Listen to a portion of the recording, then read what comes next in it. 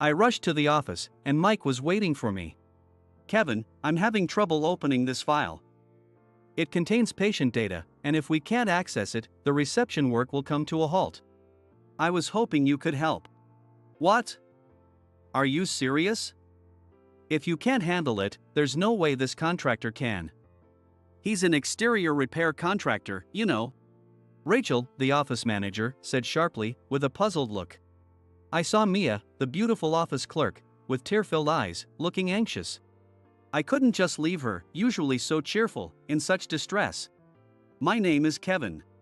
Right now, I work for my uncle's exterior repair company. At 30, I never thought I'd change jobs like this, but I've recently started to think that physical work isn't so bad. I've been playing rugby since high school, so I have a solid build and tend to stand out. People often say my broad shoulders are perfect for manual labor. However, I'm usually quite reserved, so I don't attract much attention even in my new workplace. For the past 2 weeks, I've been going to the hospital every day. Not because of an injury or illness, but for work. The hospital's exterior walls are quite deteriorated, and my uncle's company is handling the repairs. Since I'm new at the company, I'm treated like a rookie. My daily routine includes borrowing armbands and ID cards for all the workers from the hospital office. Good morning, I'm Kevin from the exterior repair company. Can I get today's armbands and ID cards, please? The person who always helps me at the office is Mia, a bright and pleasant-looking office clerk. Her large eyes and clear skin make her look like an actress. Her hair, in soft waves, bounces lightly as she walks. Seeing her cheerful face at the start of the day always lifts my spirits and energizes me. Oh, good morning, Kevin. Just a moment. I'll get them for you. She says this as she quickly retrieves the necessary armbands and cards from a drawer. Meanwhile, I fill out the form with the company name, my name, and the borrowing time, and hand it to her. It's going to be hot again today. Please make sure everyone stays hydrated. Lately, it's been unusually hot for June, with strong sunlight from the morning. She's always so friendly and kind, even to workers like me. Because of this, going to the office has become a little highlight of my day. Naturally, she's popular with patients, staff, and doctors alike. The men who talk to her obviously have a crush on her, which is clear even from a distance. When I came with my uncle 6 months ago to inspect the repair site, I didn't see her, so she must be a relatively new face at the hospital. One day, when I went to borrow the work ID cards as usual, the office atmosphere was different and unusually chaotic. When I asked what happened, I learned that a spreadsheet file containing patient data couldn't be opened because they didn't know the password. Rachel was furiously scolding Mia. It seemed that Mia was somehow involved in the problem. Rachel was threatening her with dismissal, and she was visibly trembling. Her usual brightness was completely gone, replaced by anxiety and fear. At that moment, a male staff member walked in. But when he saw me, he stopped in his tracks. Kevin? Is that really you, Kevin? I was momentarily puzzled by the familiar voice, but then I recognized his face. Oh, Mike? Wow, it's been a while. Are you working here? Yes, I am. I'm the IT guy here. Oh, sorry. We're in a bit of a crisis right now, so I'll contact you later. Your contact info hasn't changed. Right? Yeah, it's still the same. But I'll be here working on the hospital's exterior repairs for a while, so feel free to reach out anytime. He looked puzzled. You're doing exterior repairs? Well, okay. Sorry, but I really have to go now. With that, he hurried over to Mia's computer. I was concerned about her, who looked on the verge of tears, but it wasn't my place to intervene. Plus, with Mike handling IT, I figured things would be resolved. It seemed impossible to get the armbands and ID cards from Mia today. I reluctantly asked another office clerk to prepare them and left the office. While I was working outside, the clerk who lent me the armband came looking for me. Excuse me, is Kevin around here? She called out loudly. Yes, that's me. What's up? I replied just as loudly. Mike from IT asked me to bring you over. Not knowing what it was about, I got permission from my uncle to leave my post. Since I was still an assistant, my absence wouldn't cause much disruption. I rushed to the office, and Mike was waiting for me. Kevin, I'm sorry to bother you at work, but we're having trouble opening this file. It contains patient data, and without it, the reception work stops. I'm the IT guy here, but I mostly liaise with contractors and rarely do hands-on work. I thought you might be able to help. What? What are you talking about? If you can't handle it, there's no way he can. He's an exterior wall repair contractor. Besides, we can't just let an outsider use our computers. Rachel's point was valid. He used to be my senior at an IT firm. He's a brilliant engineer and has helped me many times. If we can't open this file, the reception work stops. This is an emergency. I'll supervise his work, so please let him try. Kevin, can you help? Looking at the reception area, I saw clerks handling tasks on paper, creating a longer than usual line. Rachel, clearly irritated, responded. All right. But make sure you watch him closely and recover the file. I used to work in IT, but I had been away from that field for a while. However, I decided to lend a hand at the request of a junior colleague. Above all, I couldn't ignore Mia, who was always so cheerful, now looking so troubled. Mike, I'll help if I can. First, let me understand the situation. Why was the password changed, and is there a backup file? I'll explain. Mia said, her face full of anxiety. We update the password monthly for security. I followed the procedure to change it. The backup files are in this folder. I always save them here before changing the password. But when I checked, all the backup files were gone. Gone? Maybe they were moved to another folder? Mike interjected. I thought so too, but I searched and found nothing. They're not in the recycle bin either. Rachel added, her tone harsh.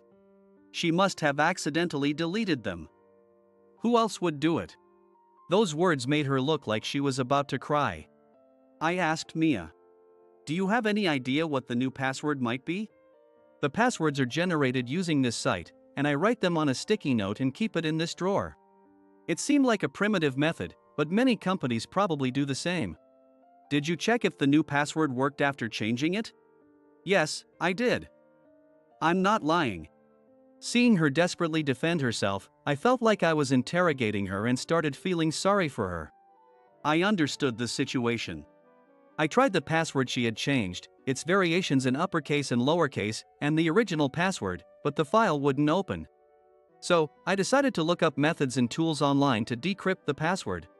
There was a sense of tension, mixed with a bit of nostalgia for my old job. A few minutes after running the tool, I successfully decrypted the password. The file's open. Mia, who was watching, exclaimed with shining eyes, "Wow, that's amazing." Thank you so much, Kevin. Mike also expressed his gratitude for my work. Kevin, you're incredible. Thank you. I can't believe you solved it so quickly. You're amazing. The staff around us shared in the joy, and the atmosphere instantly became brighter. Seeing everyone's relieved smiles made me happy as well. I never expected to be thanked so much. But I had doubts about the incident. Why were the backup files deleted? Why didn't the password Mia had confirmed work? Something felt off. I left the office to get back to my work, feeling a bit embarrassed by the grateful send-off from everyone, like I was a hero. That evening, when I went back to the office to return the armbands and ID cards, Mia suddenly spoke to me. Kevin, thank you so much for today. If you don't mind, would you like to grab dinner together? I was surprised and overjoyed by her invitation, pumping my fist in my mind. Honestly, I never expected her to ask me out. Yes, of course. I'd love to. I replied with a smile, though I was a bit nervous. The staff around us briefly glanced our way. Their expressions showing surprise and curiosity, with some even smiling. Noticing this, Mia blushed slightly. We agreed to meet at the hospital entrance. Usually, she wore her office uniform, so I hadn't noticed, but her casual clothes were lovely. A feminine top with stylish jeans. She had the aura of a sophisticated adult woman. In contrast, I was still in my work clothes. She initially suggested a fancy restaurant, but I declined.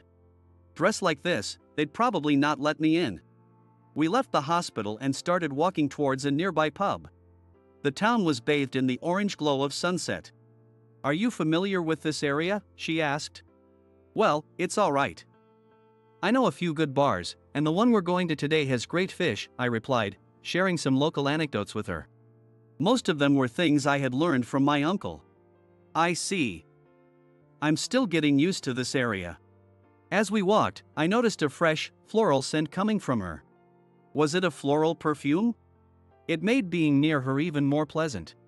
At the same time, I worried about smelling sweaty after a day's work. I discreetly checked my clothes. Is something wrong, Kevin? I was just worried I might smell sweaty. She laughed softly. I think you're the first guy I've met who's concerned about his smell. Don't worry, you don't smell. Her kindness was clear, but I couldn't help wondering if she was just being polite. Dinner was at a local pub. A place my uncle often took me. The pub was small and had a relaxed atmosphere. We sat at a corner table, lightly clinking our beer glasses together. Cheers, we said, taking a sip and starting to chat. We began with proper introductions. Her name is Mia. She's 28, 2 years younger than me. She asked me to speak casually, so I did. I noticed her phone on the table, displaying a stunning nature photo. That photo is amazing. Where did you take it? I asked, intrigued. Oh, I took this at the top of a mountain I visited last month during my break. I love photography, especially capturing nature, she replied. Beaming. Wow, I also enjoy photography. I often go hiking and take landscape photos. I didn't expect us to have that in common. Mia, excited, suggested, then we should go on a photo shoot together next time. Her words made my heart skip a beat. Could this be a date invitation? But then I thought, maybe it's just a group outing with other photography enthusiasts. Not wanting to jump to conclusions, I replied calmly. That sounds great.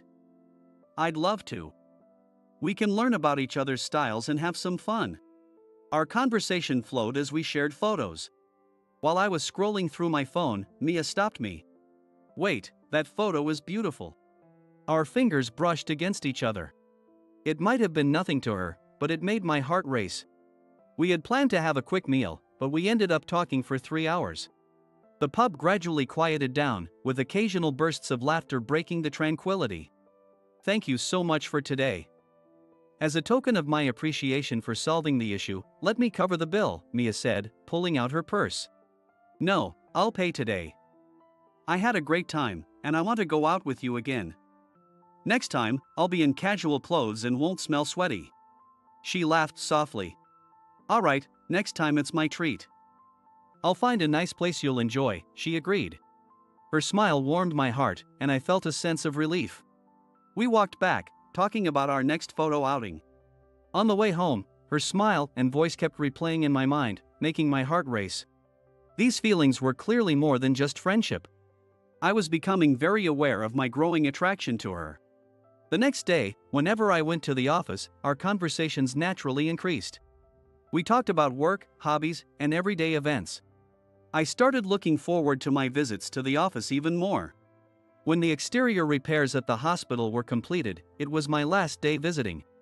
I mustered the courage to ask Mia to exchange social media contacts to stay in touch. Mia, would you like to be friends on social media? I'd love to share more about photography and other things with you. She smiled brightly. Of course, I'd love that. I'd like to talk more with you and hear about your photography. Her positive response was a huge relief. However, despite exchanging contacts, I found myself unsure of what to message her. Having little experience with dating at 30, I was anxious about what to write and how to continue our conversations. Every time I saw her icon, my heart raced, but I couldn't find the courage to send a message. 10 days after I stopped going to the hospital, I received a social media message from Mia. The message read, "Hello Kevin. I'd like to meet and talk with you directly. Do you have some time?" Seeing her message made my heart pound. I felt guilty for not messaging her earlier. But the joy of seeing her again was much greater. I quickly replied, arranging to meet her. It had only been 10 days since we last met. But I was nervous. Meeting her in a different place from the hospital added to my nerves. When she arrived at the cafe, we exchanged smiles. Her usual bright smile helped me relax. "Hi, Kevin. How have you been?" She started the conversation in a friendly tone as soon as we sat down. We chatted about our recent activities and how we'd been spending our days. Once we felt more at ease, her expression grew more serious. "I called you here to talk about the patient data trouble you helped with. It turns out it wasn't my fault. Mike found out that a colleague deliberately changed the password." Her face showed a mix of relief and lingering anger. "I never thought I did anything to make a colleague resent me, but it really bothers me. And I wanted you to know the truth," she continued. "It was clear it wasn't your fault, Mia. It sounds like pure jealousy. Don't let it bother you too much." I reassured her, relieved that her innocence was proven. I was thrilled that she wanted to meet and talk to me. "Thanks, Kevin. Hearing that from you really helps." I had suspected the missing backup files and asked Mike to investigate. He noticed the oddity but struggled to find a lead. I sent him some websites from home that might help.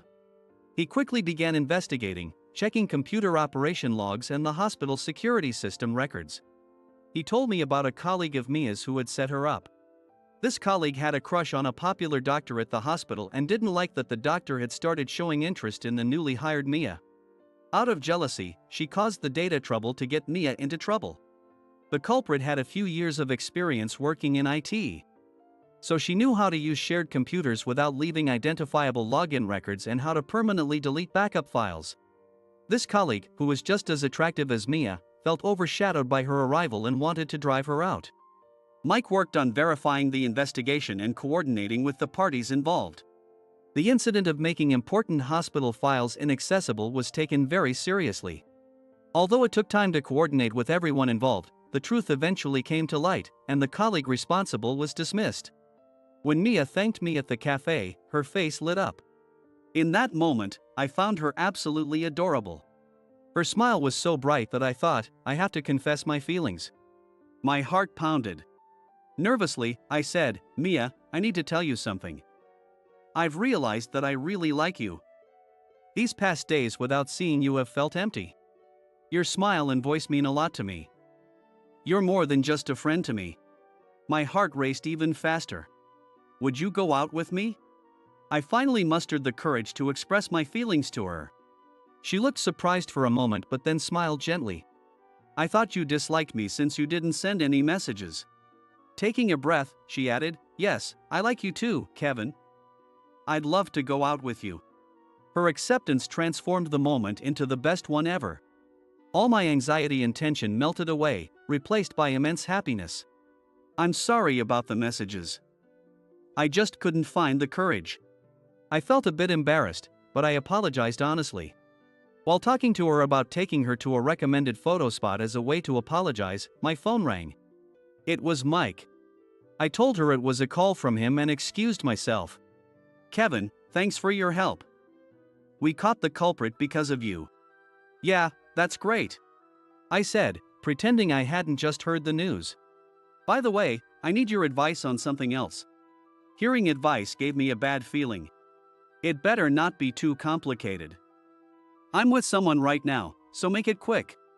"Whether you find it troublesome is up to you, Kevin. Actually, there's talk about hiring you as our IT specialist. We currently have 3 IT staff. But we're short-handed." Not only had I helped resolve the data trouble, but my suggestions for strengthening security and integrating patient reception information with electronic medical records had impressed the hospital. They wanted me to work as an official IT staff member. The hospital recognized these issues but lacked the IT personnel to implement solutions. I had left my previous company because I felt out of sync with their direction, which left me pretty down. Since then, I had thought physical work suited me better. But it wasn't that I disliked IT. I enjoyed logical thinking and problem solving. This proposal genuinely interested me. "Got it. Let me think about it," I said, ending the call. I decided to discuss it with Mia. "What do you think? As long as it makes you happy, any choice you make is fine with me. If you see it as an opportunity, you should take it. Plus, I'd be happy to work in the same place as you." Her words made me so happy. Hearing that, my fears about returning to IT vanished. One thing that still bothered me was the job my uncle had introduced me to. After quitting my previous job, I had been quite depressed. I had resigned impulsively, causing trouble for those around me. Without another job lined up, I had become a recluse, barely leaving the house. Seeing this, my mom couldn't bear it anymore and talked to my uncle. He had always been family-oriented and supportive. Upon hearing about my situation, he immediately offered me a job. "Kevin, why not help with exterior repairs? It'll be good to get outside and move around." At first, I resisted, but knowing how much they cared, I decided to work at his company. Working there indeed made my days fulfilling. Physical work lifted my spirits, and I gradually started to enjoy learning repair techniques. "Seeing me become brighter," he often said, "see? Working is important." Solving the data trouble at the hospital boosted my confidence. He understood my transformation better than anyone. Would this be betraying him? The next day, I went to see my uncle before work started. It was rare for me to approach him directly. He quickly sensed that I wanted to talk and listen to me. "If moving forward makes you happy, that's what matters most. Exterior repair work is important, but your happiness is paramount," he said, encouraging me warmly. His support meant more than I could express. I decided to pursue my IT career again. Oddly, this decision felt like a fresh start, and I was excited. Time flew by as Mia and I started dating. Getting to know each other deeply, we felt a bond beyond just being lovers. Naturally, this led to marriage. Married life turned out to be even happier and more fulfilling than I had imagined. We often enjoyed photography together, a passion we both shared. Next year, we'll have a child. Now, we dream of hiking and taking photos with our child.